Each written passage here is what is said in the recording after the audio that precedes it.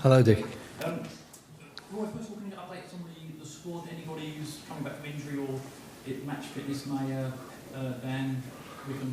Yeah, no, the squad's looking very good. I mean, obviously, we picked up a couple of knocks against Fulham, but the players who've had those knocks are now fit, and on Sunday I will have a full squad to choose from, which is good. And the new players, they're coming along in leaps and bounds as their fitness, of course, improves. So we're happy with all of them too. I guess you look back at the Fulham game now. What has it taught you? What have you learned from it?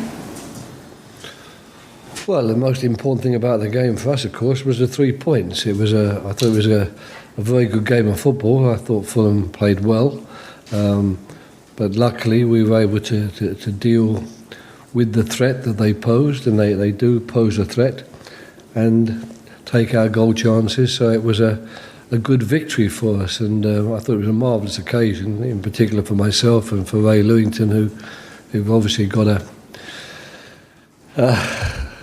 a history with Fulham Football Club. It was a really, really good occasion, but it was an excellent start to the season in terms of the atmosphere and the quality of the football. And for us, of course, we hit the jackpot because we got the 3 points. The big news this week has been Wilfried Zaha extending his contract. What does it mean for the side, for yourself? Well, first of all, it means that any speculation about him leaving us is quashed. I think it's very, very good that a player of his ability has committed his long-term future to the club. We think very, very highly of him, both as a person and as a player. I think he's got even a sort of talismanic quality when it comes to being from this part of the world and from starting his career at Crystal Palace Football Club. I think all of those things need to be factored in, and we're obviously delighted that he's decided now that this is where he wants to be, because when you sign a contract of that length and that magnitude, it means that that's where you intend to be for the coming years, and it gives the chairman and Doug Friedman a chance also to do some very serious planning around players in the future, and he's a player, of course, we would like to plan around. Sounds an obvious question. How good is he? You've seen a lot of players down the years. How highly do you rate him? Oh, he's very, very good. I mean, all players have got qualities, of course, and there aren't many players that you could say literally can do every single thing and score top marks in every aspect of the game, but he scores top marks in so many aspects of the game. And when it comes to dribbling and manipulating the ball and going past opponents, then I put him up there with the very best. What do you make of Liverpool and what you've seen of them so far, Roy? Very good. I mean, of course, like most people, I saw some of their international champions games, but you can't really judge on those because you don't know who's going to be starting the season. But of course, I watched the game against West Ham, and they were very, very impressive that day. Basically as impressive as I expected them to be, because they've got stronger and stronger through the seasons, and I think it is Jurgen Klopp's third full season, am I right in saying that? And of course those seasons give you transfer windows, and I think in each of the transfer windows Liverpool have been steadily improving on the players they have, but more importantly perhaps they've been improving the players that are already there and keeping those players, which is if you've got good players at your club, keeping them is also a difficult task, and I'm sure Liverpool will say we know that because we've lost the likes of Suarez and Coutinho. It'll be a big night here at Selhurst Park under the floodlights. Do you do anything special to try and cope with that attacking threat, or are you looking to how you can impose your will on them? Well, a bit of both, really. Of course, you look at the attacking threat they pose, and you think and you work on the training field at trying to make certain the players know where that threat's coming from and what they might be able to do tactically and positionally to nullify it to some extent. When I say nullify it, you're not going to stop it completely, because we're talking about players of the highest possible class, but we know the way they play and where their strengths lie, but knowing that and stopping it are, of course, two different things. And then there is the element too that we are playing at home, and we think we have threats of our own. We think we have the ability to cause teams a problem when we have the ball, so we haven't been nonchalant about that side. It's in no way going to be a case of us just accepting that we can't beat them, so therefore we'll just try to defend against them. We'll treat it in the same way as we treat the Fulham game. We'll try to defend well when we don't have the ball, and when we've got it, we'll try and use the gifts that we have in forward positions, because we've got some players up there that all teams will be concerned about. Can you tell us a little bit about Wan-Bissaka? He obviously played last season in press, but he's caught the eye off, especially in the opening game, his assists and his performance. Yeah, he was very good in pre-season. His opening game was excellent, and we believe strongly in him. Myself and the coaching staff, we think he's got the qualities needed to become a top right back. But it's one game, and I think it's a bit dangerous for us coaches in particular to start saying that a player is a wonder player after one performance. He had a very good game, but you must remember he's still young. He's played 8 times in the Premier League. That's not a lot of games, and we believe he'll get better and better. But we are delighted with him, and of course it's always nice when one of your players has a good game and captures the headlines as a result of it. So I'm very happy for him in that respect, but I still think that it's better that we allow him to continue to learn his trade, continue to prosper, without trying to raise him up on pedestals to then saw the legs off the pedestal when it suits us. Do you have high hopes for this season? Because it seems that it's starting to fall into place now. The chairman said it was the final piece of the jigsaw, but you've signed a contract extension, so Sahar, the stadium plans, the squad's looking stronger in most months.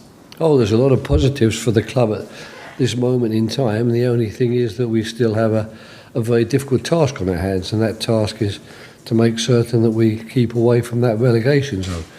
In recent years, we've flirted with it, I'm afraid, and have often spent quite long periods of time in the actual relegation zone, or maybe just above it.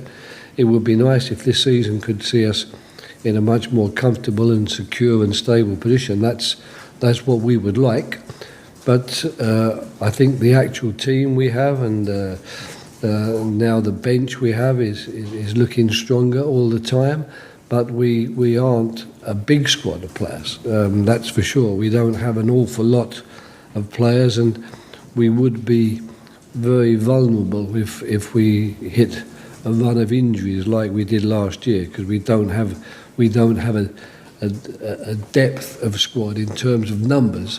But I do think this year we have a better depth of squad in terms of the players available to me to compete for places in the team and be on the bench and keep the guys who maybe have got the shirt at the moment honest and hard working, because they know if we aren't, and if our standards drop, there are people here who will come in and take our place. And how was this morning? What was it like training in front of the fans and signing some autographs? Yeah, it's good. I mean, I think these are things that all clubs do these days, and the national team did it as well, of course, and I think that's something which is something that should be done without doubt. It is the type of thing that clubs need to do for their fans, to make certain they get a bit closer to the players from time to time, and these summer periods when the children are off school is the ideal opportunity. So I was pleased with today. I thought it was very well organised. The crowd were very enthusiastic but extremely well behaved as well, so it didn't affect the type of session I wanted to do. So all in all, it's been a good day, and we were just extremely fortunate that we chose Friday and not Thursday to do it, because it would have been a bit miserable for them yesterday in the monsoon rain that we trained in. Thank you. Emma from BBC. Well, Emma. Okay. Get there slowly, passing the battle.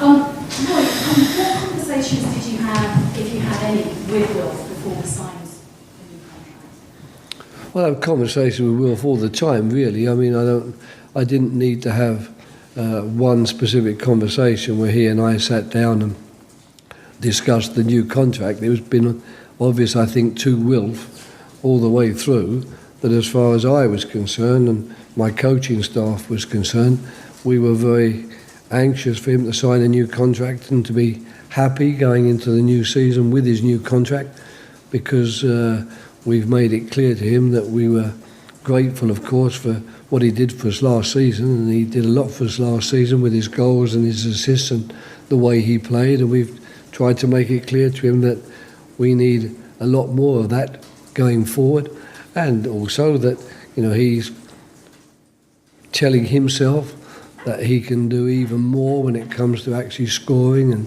assisting with our goal record this season, and we encourage him, of course, in that regard as well. But the major conversations with regard to his contract have been carried out by Doug Freedman and Steve Parish himself. They're the ones who really have had the conversations, and probably also conversations about the very long-term future of the club.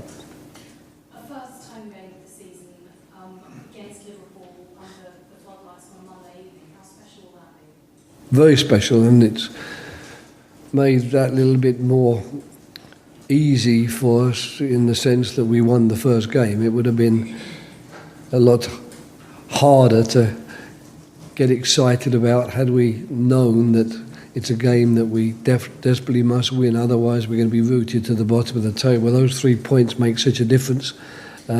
We can now welcome Liverpool and what will be a very, very difficult task for us in terms of winning the game, but we can do it at least with the comfort of knowing that 3 points are already in the bag, and any points we get from this game will be seen by many people as a bonus, because these days the teams that are being put forward as the championship winners this year, when I say championship I mean the Premier League championship winners, they are normally expected to win every game, you know, home and away.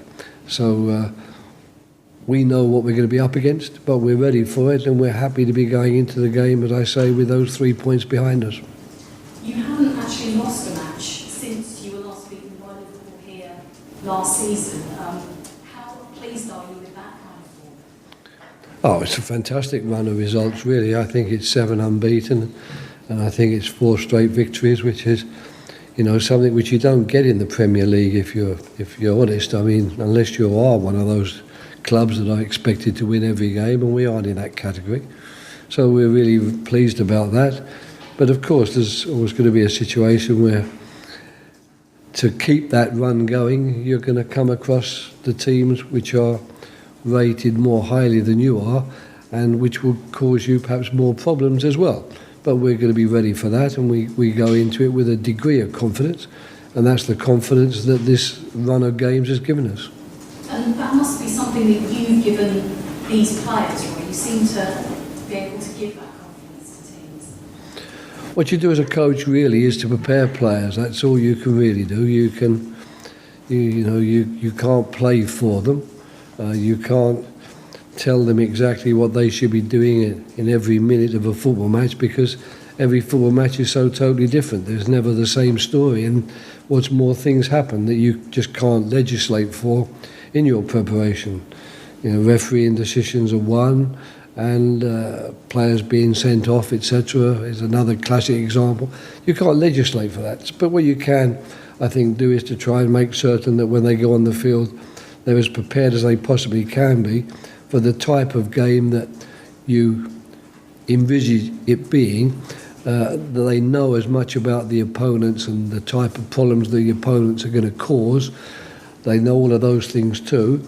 And then perhaps most importantly of all, I think it's important as a manager or coach that the players go onto the field knowing that the coach and the manager believe in them, that they have the confidence of everybody, teammates and staff alike, and that they know their jobs, and that they're confident they know their jobs, because then that's when we have to hand the game over to them, because at the end of the day, the people who come to Selhurst Park on Monday night, they're not coming to see me or Ray Lewington, they're coming to see the players in the Crystal Palace shirt, and that's how it should be. And Christian Benteke does tend to score against Liverpool. He's a former Liverpool player. Right. What do you think it would mean to him? Yeah, it would mean a lot for him to score against Liverpool and anyone else for that matter, because he's desperate this season to put last season behind him and to put the the disappointment of last season behind him, and what better way to do that really than to come out against his former club and score against them. So I don't think it will be difficult to motivate Christian Benteke. It never is, and it certainly won't be on Monday night. Okay. Okay, that concludes the broadcast section.